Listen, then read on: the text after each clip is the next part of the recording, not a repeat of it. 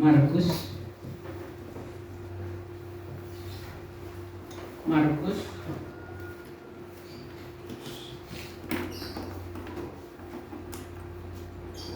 pasal yang ke-14 ayat yang ke-27 sampai ayat yang ke-31.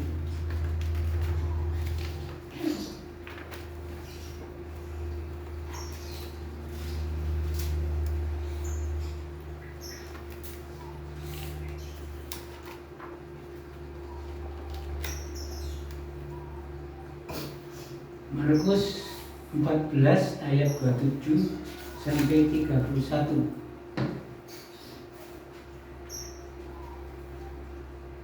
Kita akan baca bersama-sama. Saya akan hitung 1 dan 3 lalu kita mulai bersama-sama. 1, 3. Lalu Yesus berkata kepada mereka, kamu semua akan tergoncang imanmu, sebab ada tertulis, aku akan memukul gembala dan domba-domba itu akan bercerai-berai. Akan tetapi sesudah aku bangkit, aku akan mendahului kamu ke Galilea. Kata Petrus kepadanya, biarpun mereka semua tergoncang imannya, aku tidak. Lalu kata Yesus kepadanya, aku berkata kepadamu, sesungguhnya pada hari ini, malam ini juga, sebelum ayam berkokok 2 kali, engkau telah menyangkal aku 3 kali. Tetapi dengan lebih bersungguh-sungguh Petrus berkata, sekalipun aku harus mati bersama-sama engkau, aku takkan menyangkal engkau. Semua yang lain pun berkata demikian juga. Amin. Saudara yang kasih, saat ini kita akan pelajari firman Tuhan ini. Judulnya, Petrus akan menyangkal Yesus. Petrus akan menyangkal Yesus. Menyangkal itu berkata tidak atau menolak. Petrus menyangkal apa yang dikatakan oleh Yesus. Pernahkah, pertanyaannya, saudara menyangkal kepada Yesus? Saudara menyangkal apa yang dikatakan oleh Yesus? Jawabannya ada pada diri saudara masing-masing. Sekarang pertanyaan yang terakhir, mengapa Petrus menyangkal kepada Yesus? Mengapa Petrus menyangkal kepada Yesus? Jawabannya adalah pengajaran Yesus yang akan kita pelajari bersama-sama saat ini. Saudara yang kekasih, kalau di dalam ayat ke-27 Yesus berkata, kata Yesus kepada murid-murid, imanmu akan tergoncang. Jadi waktu Yesus bersama-sama dengan murid, dan waktu itu sudah mendekati paginya, Yesus itu akan diserahkan oleh Yudas kepada tentara-tentara Romawi. Jadi saat itulah, malam harinya, Yesus berkata kepada murid-murid, imanmu akan tergoncang. Imanmu akan tergoncang. Padahal sebelum Yesus mengatakan itu di dalam ayat 18, pada saat Yesus bersama-sama makan Paskah dengan murid-muridnya, Yesus pernah berkata, salah seorang daripadamu akan menyerahkan aku, akan menyerahkan Yesus. Yesus sudah berkata demikian. Sehingga melalui apa yang dikatakan oleh Yesus, murid-murid itu merasa malu mengikut kepada Yesus. Murid-murid merasa ada batu sandungan di dalam dia mengikut Yesus. Ingat, hanya satu, yaitu Yudas, yang dia memang pribadinya merencanakan akan menyerahkan Yesus kepada pemerintah. Tetapi yang 11 tidak. Jadi sesuai yang saya katakan, yang malu, yang ada batu sandungan, kira-kira 11 murid tersebut. Yudas mungkin ya ada, itu hanya ditutup-tutup saja, sebab di dalam hatinya sudah akan menyerahkan Yesus kepada tentara Roma. Pagi datang. Nah, setelah itu Yesus berkata-kata kepada murid-muridnya, imanmu akan terguncang. Imanmu akan terguncang. Petrus dan murid yang lain sudah lama bersama-sama dengan Yesus. Mungkin tidur bersama, mungkin makan bersama.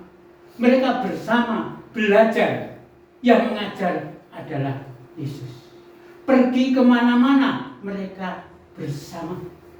Tetapi mengapa pada saat dia akan diserahkan paginya, Yesus berkata, imanmu akan terguncang. Apakah Yesus menghilangkan semua pengalaman murid-muridnya yang sudah bersama-sama dengan Yesus? Sehingga dia berkata, imanmu akan terguncang. Tidak, saudara-saudara. Jadi maksud dari Yesus berkata demikian adalah Yesus ingin mempersiapkan murid-muridnya pada saat mereka diperhadapkan saat Yesus ditangkap oleh tentara-tentara Roma, lalu diadili, dan pengadilannya adalah disalibkan dan Yesus mati disalib. Siapakah orang yang tidak akan berubah hati dan pikirannya pada saat hidup belum diserahkan kepada tentara Roma, hidup bersama? Tetapi Yesus berkata, imanmu akan berguna. Yang terjadi di dalam kehidupan Yesus, dia akan ditangkap, diadili, mati, disalibkan.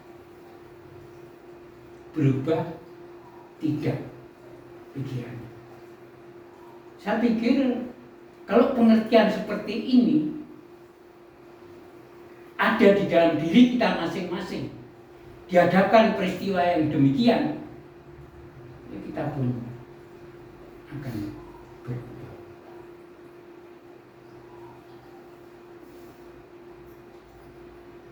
Jadi kata-kata Yesus, imanmu akan terguncang, inilah yang membuat Petrus menyangkal kepada Yesus. Petrus menyangkal apa yang dikatakan oleh Yesus, sebab kenyataannya di dalam hidup dia bersama-sama dengan muridnya, mereka mencoba setia kepada Yesus untuk hidup dan di dalam menerima pengajaran-pengajaran. Tetapi mendadak, ujuk-ujuk,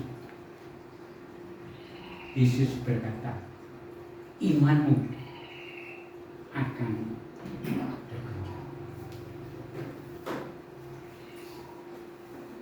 Saudara yang kekasih, apa yang dikatakan oleh Yesus itu enggak ngawur, tidak sembarangan, tidak sembrono, tetapi apa yang dikatakan oleh Yesus, imanmu akan tergoncang, itu memiliki satu dasar. Dasarnya yaitu nubuatan Zakaria, di mana di dalam nubuatan Zakaria mengatakan, aku akan memukul gembala dan domba-domba itu akan tercerai berai. Jadi ini sebuah nubuatan, dan nubuatan ini memang akan terjadi, ada kenyataannya, akan terjadi pagi nanti pada saat Yesus bersama-sama dengan murid-muridnya. Jadi kita meyakini bahwa setiap nubuatan yang ditulis dalam firman Tuhan itu benar dan akan digenapi, seperti nubuatan Zakaria ini. Sebentar akan terjadi setelah Yesus berkata demikian. Jadi Yesus enggak ngawur, Yesus enggak sembrono berkata imanmu akan tergoncang. Ada dasarnya yang kuat, ada landasannya yang kuat, yaitu nubuatan Nabi Zakaria. Saya pikir benar kalau ada sekelompok domba, ada yang memimpin, mereka perutnya akan kenyang, mungkin tubuhnya segar sebab akan mendapatkan minuman. Demikian pula mereka akan aman dari serigala-serigala. Sebab apa? Sebab ada seorang gembala yang mengembalakan domba-domba itu. Jadi domba-domba itu akan diikat, dijaga, dilindungi, diperhatikan, sehingga mereka merasa memang menjadi satu dan tidak tercerai. Tetapi kalau sekelompok domba tidak ada gembalanya, tidak ada pemimpinnya, ada yang pergi ke barat, ada yang pergi ke timur, ada yang pergi ke utara, ada yang pergi ke selatan, tercerai-berai untuk cari makan, untuk cari minum, untuk cari aman, untuk cari perlindungan. Jadi apa yang dikatakan Yeremia ini saya pikir benar. Demikian pula bagi pengikut Yesus, bagi murid Yesus, bagi orang-orang yang percaya kepada Yesus, mereka akan tetap tenang apabila ada yang mengendalikan, ada yang memimpin kepada mereka.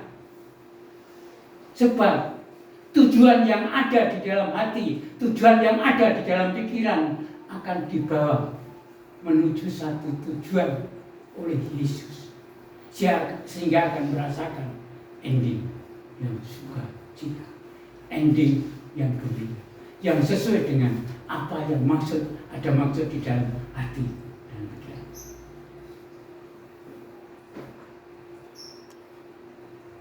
Jadi kalau Yesus berkata demikian, itu saya pikir benar juga.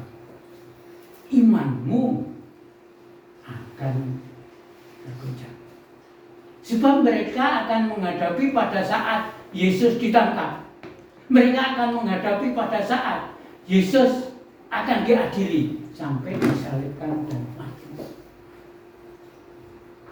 Peristiwa yang seperti itu apakah tidak menghantam di dalam hati dan pikiran murid-muridnya? Saya percaya bahwa peristiwa-peristiwa yang ada itu akan mengoyak-oyak, akan menghantam di dalam hati dan pikirannya, sehingga mungkin iman mereka akan bergoncang.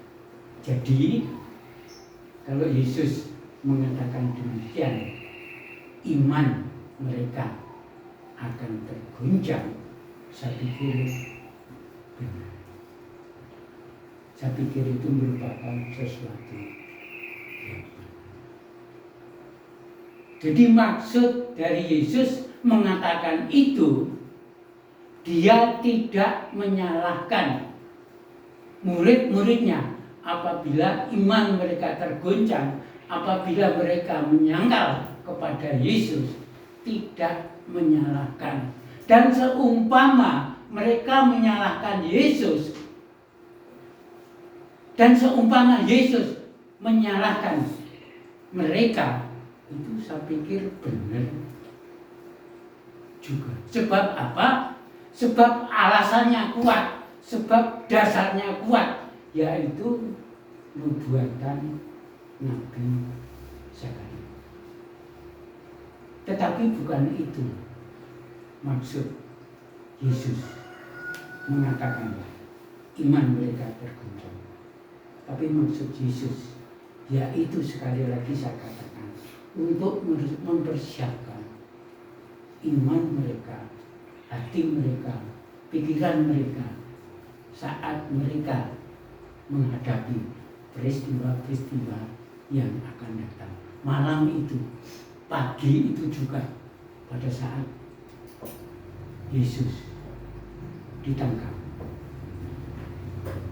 oleh tentara.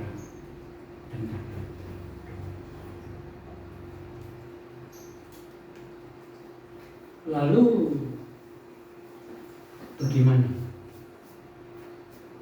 tanggapan Petrus terhadap apa yang dikatakan oleh Yesus tersebut?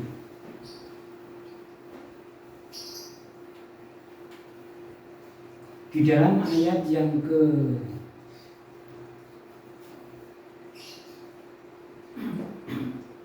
29, tanggapan Yesus atas kata-kata Yesus, kata Petrus kepadanya, biarpun mereka semua terguncang imannya, aku tidak. Ini tanggapan Yesus terhadap apa yang dikatakan, tanggapan Petrus terhadap apa yang dikatakan oleh Yesus. Biarpun mereka semua terguncang imannya, dia dengan berani berkata, aku tidak.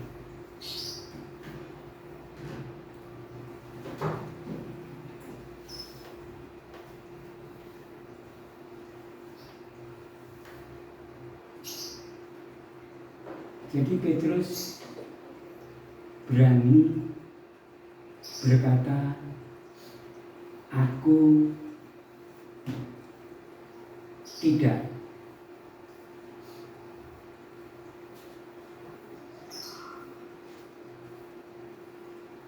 Catatan saya nggak begitu jelas jadi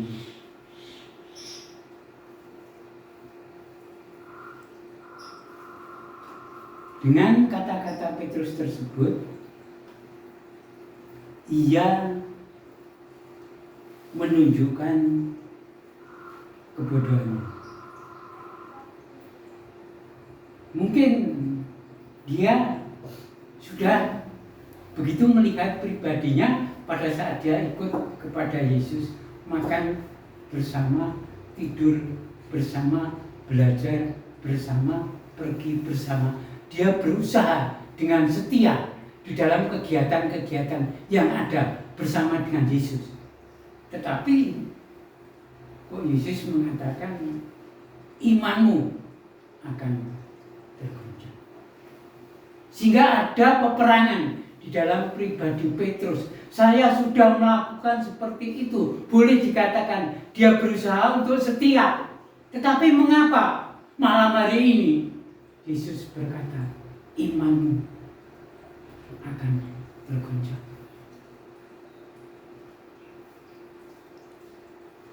Saudara, kalau Petrus berpikir demikian, itu memang merupakan suatu kebodohan. Dia belum mengerti pasti kalau Yesus ditangkap, lalu diadili, disalib, menderita sengsara, dan mati. Petrus belum mengerti dengan pasti, sehingga dia mencoba mati-matian untuk membela kepada Yesus. Oleh sebab itu, ini merupakan satu kebodohan. Sehingga di dalam diri Petrus itu ada dua macam kesalahan pada saat dia berkata, biarpun semua imannya tergoncang, aku tidak. Melalui kalimat tersebut ada dua kesalahan bagi Petrus. Yang pertama, ia terlalu bersandar kepada dirinya sendiri.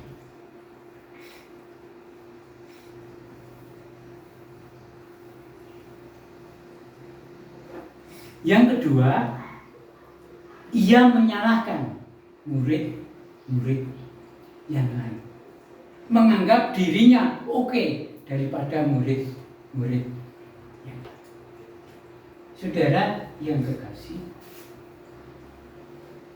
kalau ia terlalu bersandar kepada dirinya sendiri, itu secara kenyataan memang bisa dibuktikan. Petrus kuat, tubuhnya besar, tinggi. Sehingga kalau dia berkata, aku setia kepada Yesus dengan apa yang ada di dalam pribadinya, dia mau membela mati-matian kalau ada orang yang mau menangkap pada Yesus.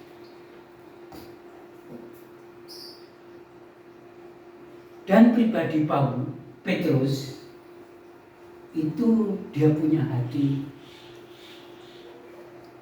yang tulus, tidak punya tipu muslihat.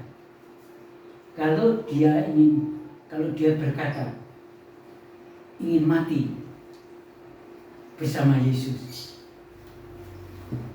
itu benar. Sebab matinya Petrus pun nanti disalib kepala di bawah.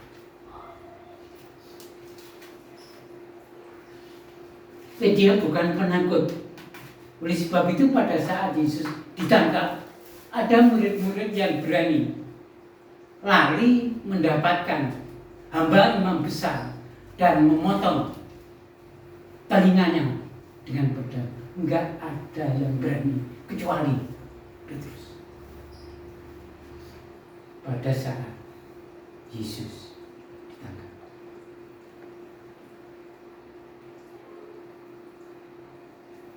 dia memang benar-benar percaya kepada Yesus dan mengasihi kepada Yesus. Oleh sebab itu, ia membela mati-matian kalau Yesus itu akan ditangkap. Tapi kita perlu tahu, karena melalui apa yang dilakukan Petrus, itu dia hanya menyandarkan pada kekuatannya sendiri, maka dia tidak menang, tapi dia ada di dalam kekalahan. Ini perlu kita mengerti sedalam-dalamnya di dalam hati kita. Petrus menyandarkan kekuatan diri sendiri. Itu ada dalam hidup pribadi kita masing-masing.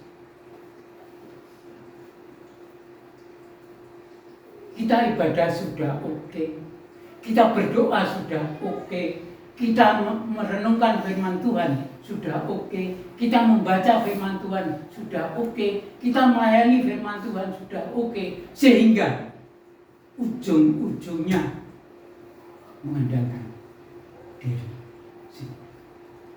Walaupun sudah melakukan itu semua, kita perlu tahu bahwa apa yang ada di dalam hidup kita adalah Yesus Tuhan, maka Dialah yang bisa diandalkan di dalam hidup. Bukan diri sendiri, karena bisa melakukan apa-apa dan merasa berhasil, sehingga diri sendiri yang diandalkan. Masih ada, yaitu Yesus yang dipercaya, Yesus yang disembah.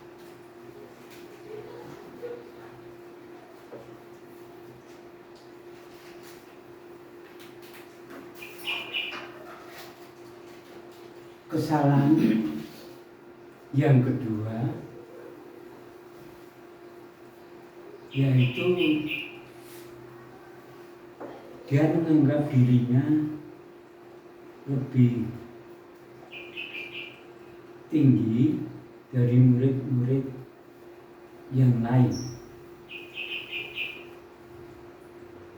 Jadi pada saat itu memang Petrus menjadi pembicara dari murid-murid yang lain. Bahkan dikatakan menjadi pemimpin dari murid-murid yang lain. Dia hanya salah satu orang yang mengatakan kalau Yesus adalah Tuhan, Yesus adalah Mesias. Dia yang hadir pada saat Yesus membangkitkan anak Jairus yang mati. Dia hadir, ada di tempat itu. Jadi melalui pengalaman yang ada tersebut bersama-sama dengan muridnya, Petrus menganggap dirinya itu apabila melakukan sesuatu itu lebih benar daripada yang lain. Oleh sebab itu dia berani berkata, biarpun semua imannya tergoncang, aku tidak. Sebab dia percaya kepada dirinya sendiri kalau dia lebih unggul dari murid. Saudara-saudara yang kekasih, dengan kesalahan Petrus ini, dia berani menyangkal kepada Yesus. Dia berani berkata imannya tidak bergoncang sebagai tanggapan apa yang dikatakan oleh Yesus. Lalu di dalam ayat yang ke-30 Yesus menjawab, sebelum ayam berkokok 2 kali, Petrus telah menyangkal 3 kali. Apakah itu benar? Itu bisa dikatakan juga yang dikatakan Yesus itu sebagai nubuatan. Sebab belum terjadi, paginya baru nanti terjadi. Dan memang akan terjadi. Dan itu terbukti dengan jawaban Yesus. Kalau Petrus pagi-pagi sebelum ayam berkokok 2 kali, Petrus telah menyangkal 3 kali. Dan ini benar-benar terjadi. Sebab pada saat Yudas bersama dengan tentara datang kepada Yesus, Yudas menyembah kepada Yesus. Itu merupakan salah satu bukti bahwa yang ditangkap adalah Yesus itu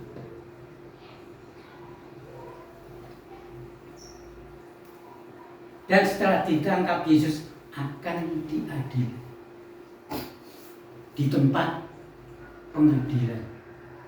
Di Serambi Petrus berada. Seorang hamba perempuan dari imam besar melihat Petrus dan berkata, engkau bersama-sama dengan mereka. Apa yang dikatakan oleh Petrus terhadap perempuan tersebut? Petrus berkata, aku tidak tahu apa yang kamu katakan. Dengan kata-kata ini artinya bahwa Petrus menyangka apa yang dikatakan Yesus. Sehingga ayam berkokok satu kali. Masih satu kali, belum dua kali. Petrus baru menyangka sekali. Petrus pindah ke tempat lain, tapi masih ada di Serambi pengadilan. Hamba perempuan imam besar itu bertemu lagi dengan Petrus. Dan dia berkata kepada orang banyak, menunjukkan bahwa Petrus ini salah satu bersama-sama dengan mereka. Petrus juga menyangka, aku tidak. Dua kali dia menyangka. Lalu Petrus pindah tempat dekat, masih ada di Serambi pengadilan. Hamba perempuan imam besar tadi ketemu lagi. Ya, ketemu lagi. Tapi orang banyak yang berada di situ berkata, engkau pasti salah satu dari mereka. Apa yang dikatakan oleh Petrus? Apa yang dikatakan oleh Petrus? Dia bersumpah, aku tidak mengenal dia.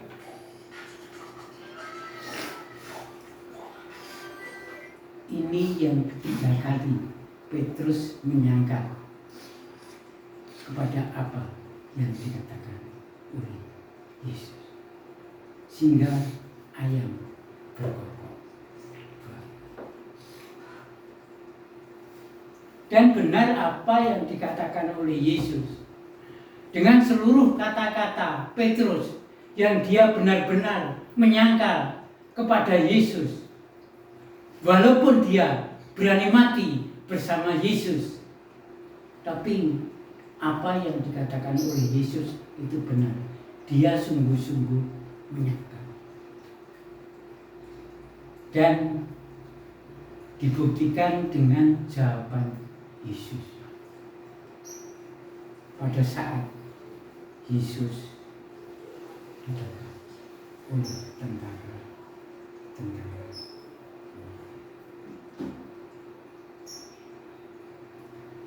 Jadi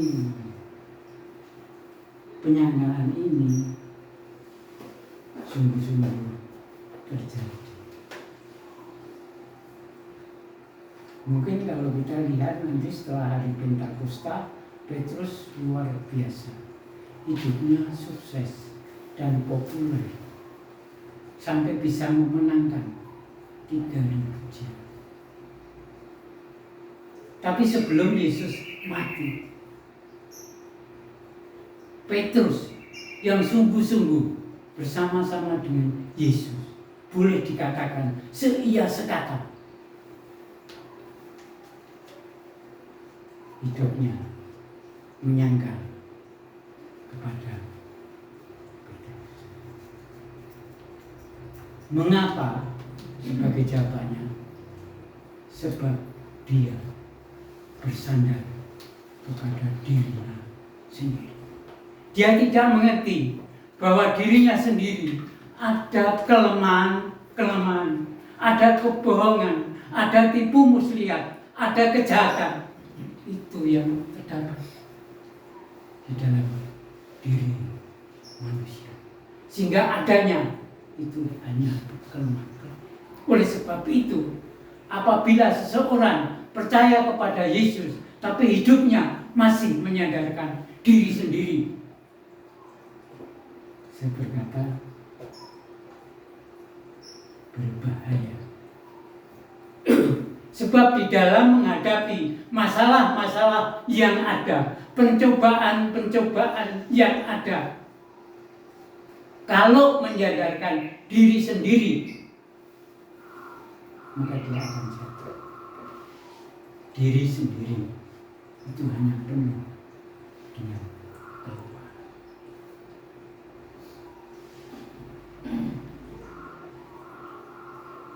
Saya bisa bicara khotbah seperti ini kalau saya menyandarkan diri sendiri, enggak bisa.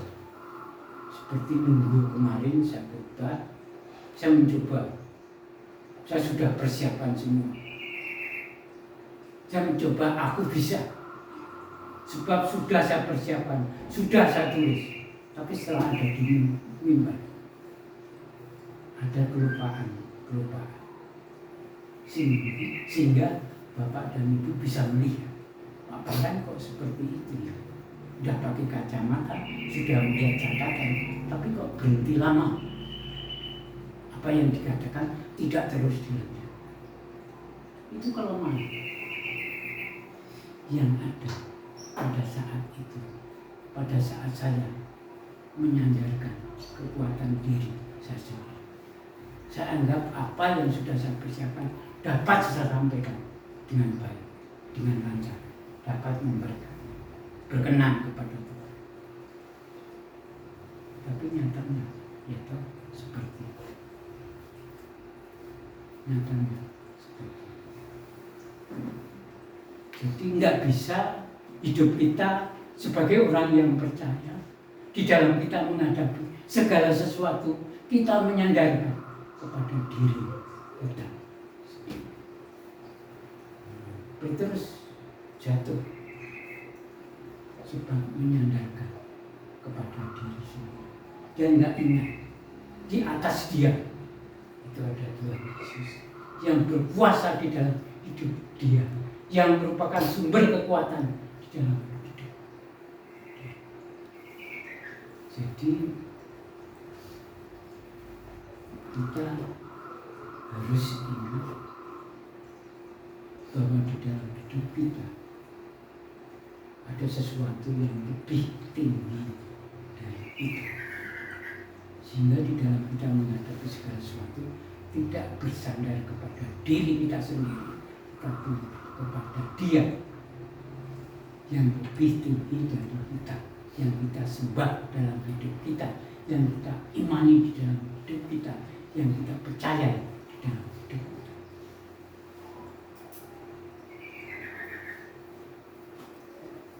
Oleh sebab itu, di dalam hidup kita itu perlu bersandar kepada Tuhan.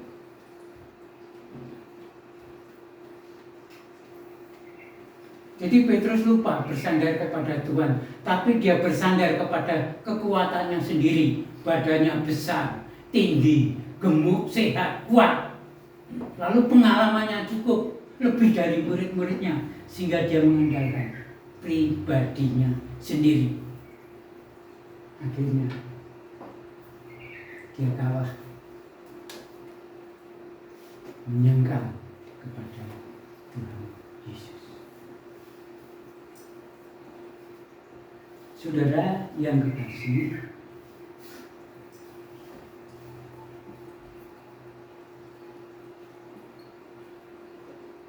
melalui firman Tuhan ini mengajar kepada kita agar hidup kita sebagai orang percaya apabila menghadapi masalah-masalah harus bersandar kepada Tuhan. Memang hidup untuk bersandar kepada Tuhan itu sulit. sulit, tidak mudah. Sebab menyerahkan semua beban yang dihadapi itu kepada Tuhan sulit. Di dalamnya masih ada akunya, masih ada egonya, sehingga ingin ego dan aku itu ditonjolkan untuk menyelesaikan apa yang dihadapi. Tetapi tidak seperti itu bagi orang yang percaya. Perlu orang percaya mengandalkan hidupnya kepada Tuhan. Saya berkata sekali lagi, mengandalkan kepada Tuhan itu sulit. Seperti anak kecil yang baru dapat berjalan. Kalau dia mau ditolong oleh orang tuanya, dia tidak mau. Itu loh, saya punya cucu kembar 2. Laki-laki sekarang sudah besar semua. Kebetulan gemuk-gemuk, ya, dia sudah mulai dapat berjalan. Kalau ke tempat saya, ke Mujan, diantar oleh bapaknya, 2 anak itu naik di depan, lalu bapaknya di satu. Setelah sampai di depan rumah, itu diturunkan oleh ayahnya. Saya tahu kalau itu cucu saya kembar, saya keluar dari rumah. Saya lihat pada saat mereka akan naik trap-trapan itu, tangga di depan itu.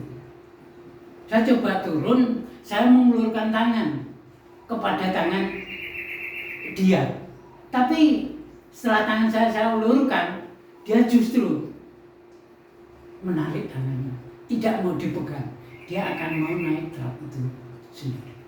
Saya coba yang satu lagi, juga berbuat demikian.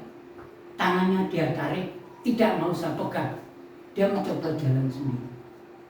Dia mencoba naik trap. Padahal pada saat mereka masing-masing naik trap, itu tidak dengan kakinya, begitu tidak. Tapi naik 1, 2 tangan pegang trap di atasnya. Naik lagi 1, 2 tangan pegang trap di atasnya sampai di atas. Jadi demikian anak kecil kalau sudah bisa sesuatu mau ditolong orang tuanya, enggak mau. Merasa bisa melakukan. Demikian pula pemuda merasa bisa, merasa pandai lebih daripada orang tua. Saudara yang kekasih, Paulus itu menulis di dalam 2 Korintus 12 ayat yang 10, dia berkata, karena itu aku rela dan senang dalam kelemahan, sebab jika aku lemah,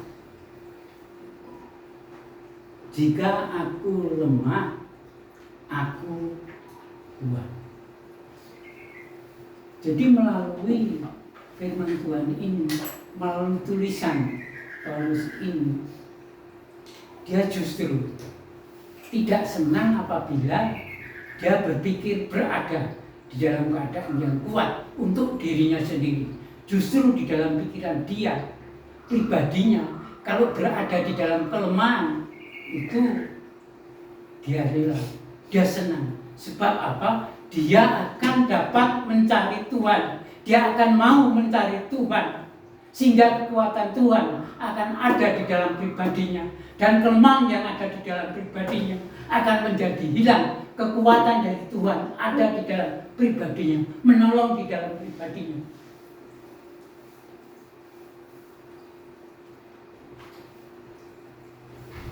Saudara yang berkasih di dalam Tuhan, hidup kita tidak lepas dari masalah yang ada. Janganlah sampai kita menyangka Yesus yang kita Tuhankan di dalam hidup kita. Jangan sampai kita menyangka firman Tuhan